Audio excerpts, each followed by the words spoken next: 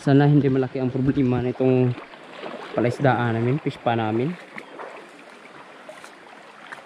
Hindi daw napuno ng tubig.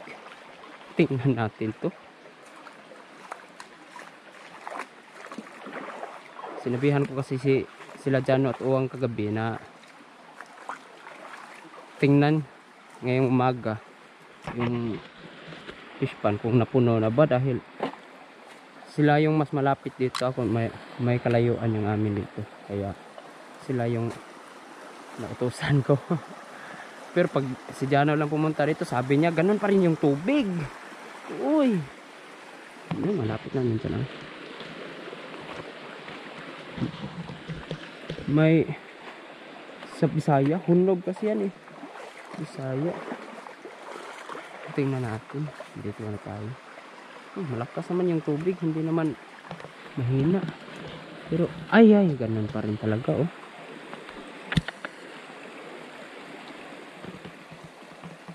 Agoy. Buknoy. Malaki-laki problema ito. Ilan? Hindi pa rin napuno ah. Madali lang 'to malaman kung nasan banda yung ang tagusan ng tubig ito.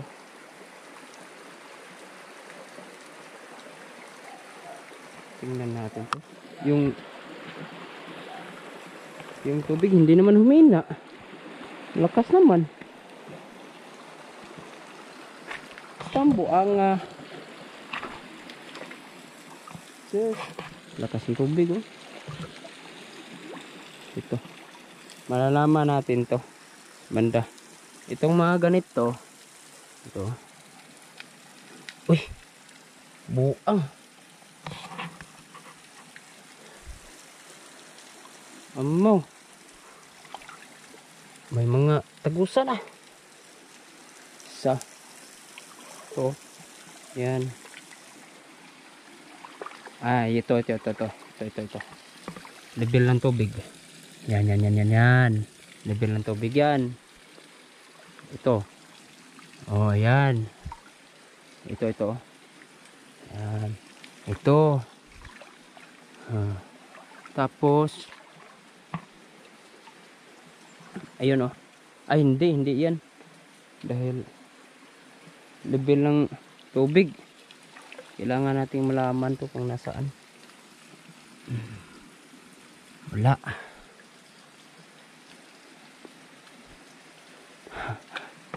Ang style nito, papasukan natin to ng mga putik.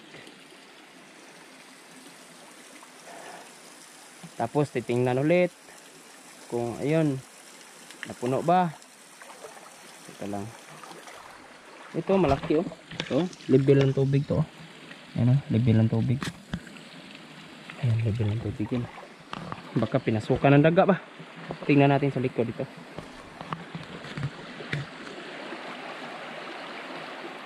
Level.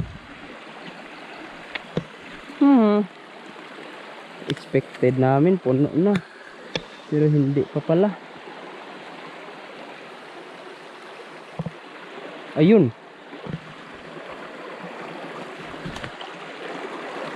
Agoy. Andito pre. Ayun.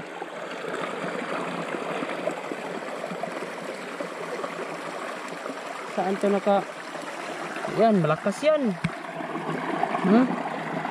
Nandito lang yung tubig sa ibaba, pero siya nasa ibabaw, galing dun. Diyan, siguro dun. Agoy. Hindi natin pwedeng sukuan to. Kailangan malaman natin ang sagot.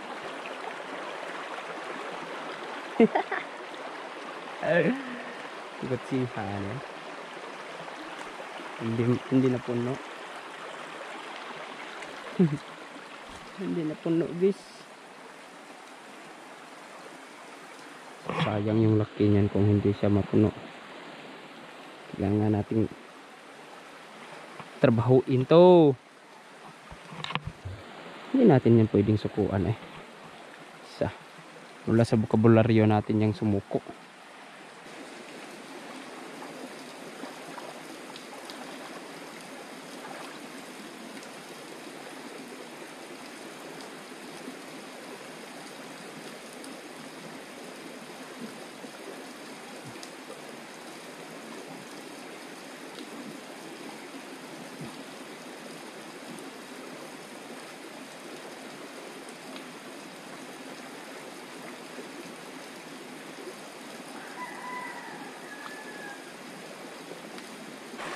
Namatay yung camera natin kanina. Nagsalita pa ako tapos wala na pala, hindi na pala gumagana. Dito ang laki pala ng butas nandito. Yan, banda. Parang meron pa to. Ayan o. Wala. Kailangan kasi mabusisi natin to ng maigi. Ayan. Ito banda. Yung grabe parang butas. Tinanggal ko yung bato. Grabe ang butas sa ilalim. Sana lang mapuno ka na oy. Lakas pa naman ng tubig mo. Yan, nilagyan ko. Kung nasan ang level ng tubig, doon ko nilagyan ng mga putik. Tignan ko pa ito maigi. Kung hindi talaga gagana to, ibig sabihin kailangan na namin ng simento pagka hindi gagana. Pero kung aangat ang tubig, ito na lang ang paraan na gamitin natin hanggang ma-press yung mga putik-putik sa ilalim. Hindi pa naman namin ito lalagyan ng isda eh. Ito, mga next week siguro. Kung wala kaming ibang option, ito bibili na lang ako ng simento. Yan, hanggang doon. Ito, sisimentohin yan, pero hindi solid ha. May net doon, net. Tapos ibubong na lang namin sa kilid, tapos papahiran ng simento. Yan. Tapos gagamitan siguro ng Sahara. Yan. Papahiran ng simento. Yan. Ganon. Yan. Yung ito. Yung mas magandang uunahin dyan. Yung banda. Titingnan pa to. Sus! Pagka nalanggit buhata. Gahapon pa. Wa mapuno. Kala ko puno na. Excited pa naman si Jano pumunta dito kanina. Okay. Ang bugoya. Bugoya yung kuan na.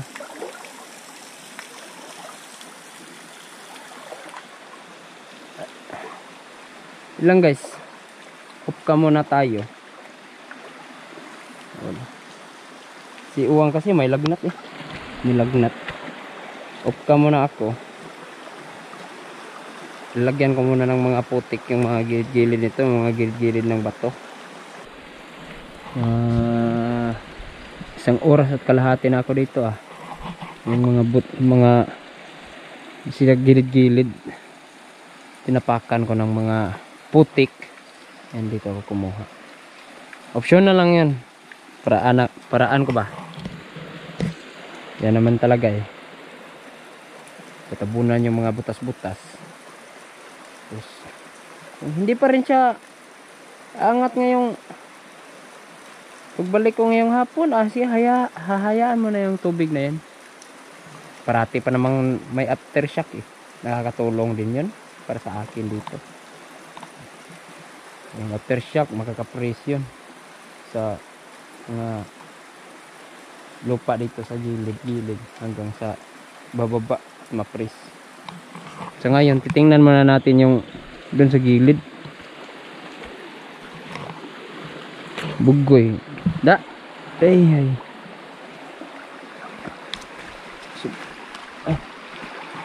Siyempre naman no. Sobrang tuyo ng ilalim yan, kaya matagal-tagal din yang mapuno. Oh, humina. Humina. Humina ah.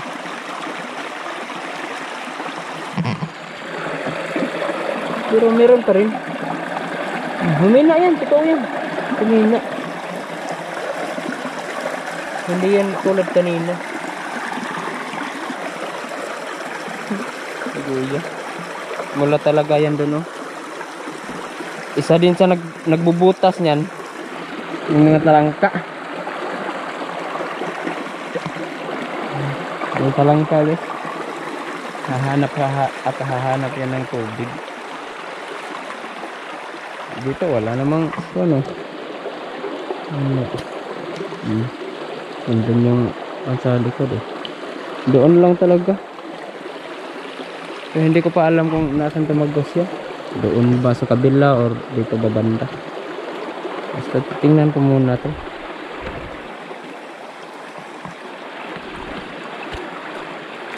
Dito. Wala. Patagosin nga natin ang tubig dito para makita natin kung may mga kanto ba dyan.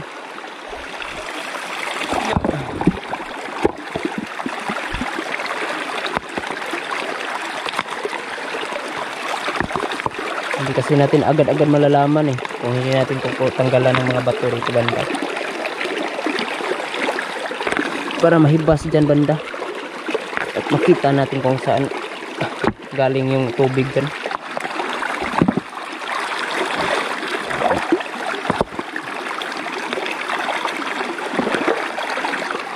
Yan.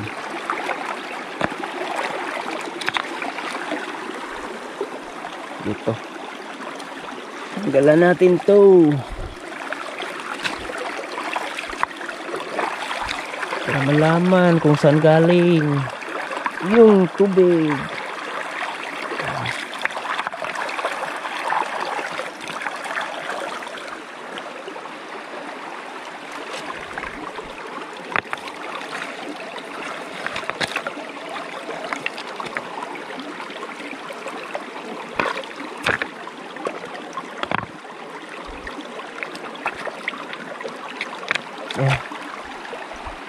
Ay, ito nalalaman natin ito kung malakas ba ang tagas. Says expected namin talaga ating gabi mapuno na dahil sa daloy ng tubig na yan, pero ngayon hindi pa. Grabe ka, boy. Tutusin, ang babaw kasi niyan, eh. Para maging palaisdaan, ubusin lang yan ng mamamana rito. Ubusin lang yan ganyan. Mas maganda yung malaki ang tubig talaga.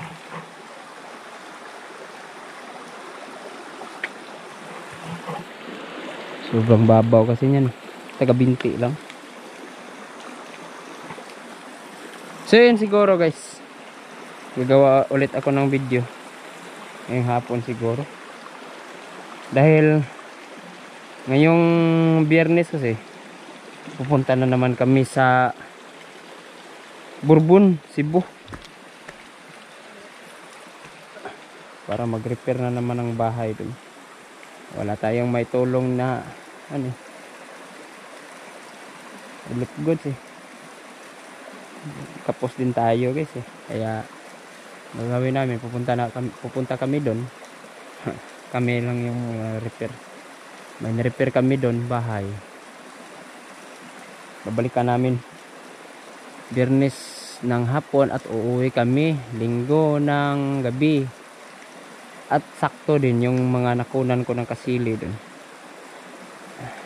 Season ng kasili ngayong Linggo na to, hanggang sa katapusan ng buwan na to. Kaya mga ngawil tayo dun, mga ngawil, mana. May unfinished business kasi ako dun, eh. Ay, hindi na tuloy. Nagkapalpak, nagkaaberya dahil sa trabaho. mas inuna namin yung trabaho ng bahay. Kaya stay tuned guys. Salamat sa panonood.